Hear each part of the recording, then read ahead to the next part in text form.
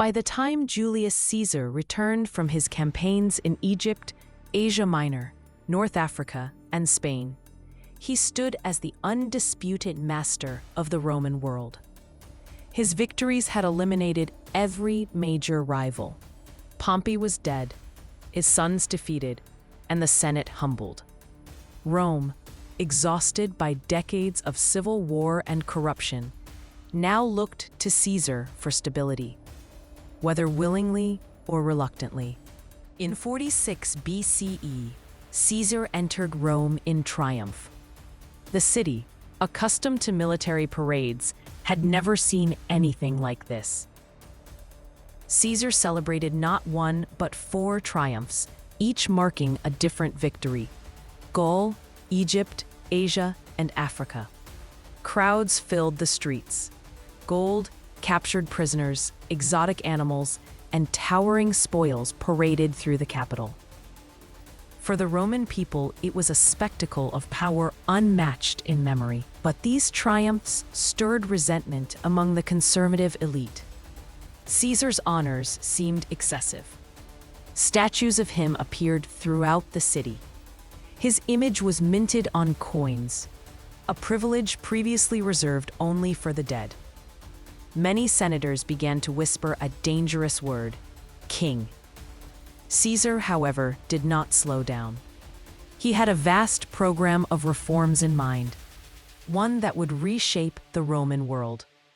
One of his first actions was to stabilize the debt crisis. Years of war had wrecked the economy. Property values fluctuated wildly. Caesar introduced laws reducing interest, capping rents, and bringing financial relief to struggling citizens. He also tackled corruption. Governors returning from the provinces often enriched themselves illegally, exploiting local populations. Caesar pushed reforms to tighten oversight and implement accountability. These measures won him support among the provinces and ordinary Romans, but increased hostility among senators who profited from the old system.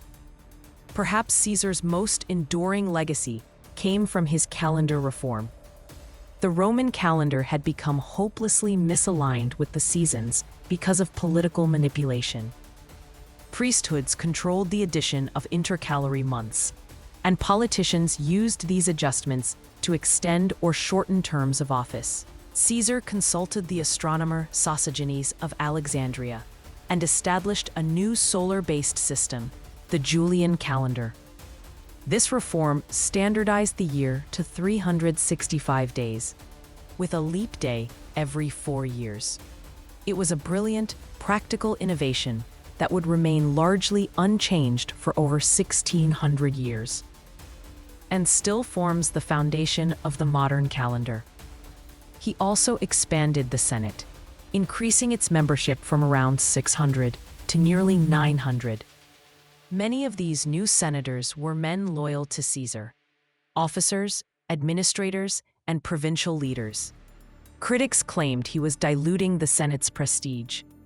Supporters argued he was making it more representative of the growing Roman world. Caesar launched massive building projects as well.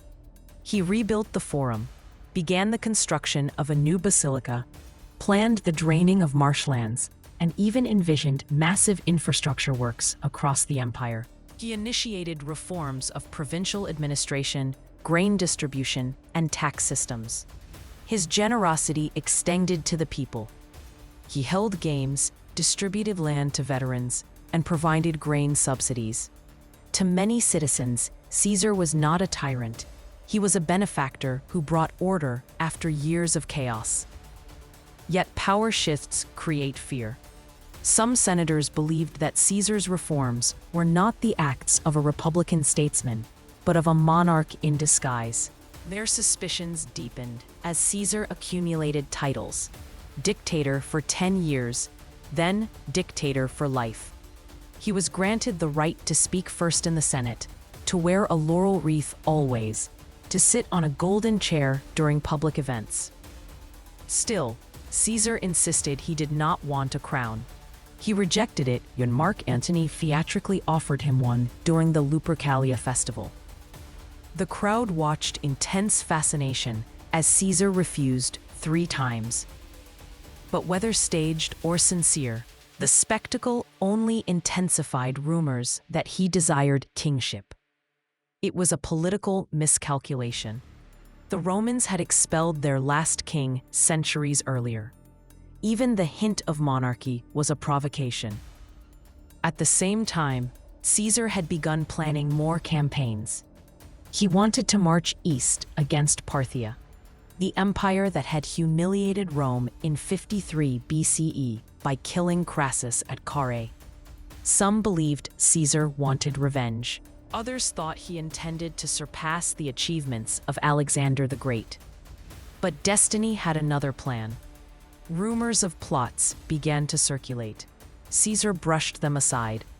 He believed his clemency, his habit of forgiving enemies, had earned him loyalty. He underestimated the hatred that lingered among the senatorial class. The conspirators gathered in secret. Their ranks included not only bitter enemies, but former allies. Men Caesar had pardoned, men he trusted. Among them were Cassius, Trebonius, Decimus Brutus, and most famously Marcus Junius Brutus. The conspirators convinced themselves they were saving Rome. They decided that Caesar must be killed. The date was set, the Ides of March, 44 BCE. As Caesar continued his plans for future campaigns and domestic reforms, he remained unaware of how close the knives were. But in the Senate chamber, by the hands of men he believed were his friends,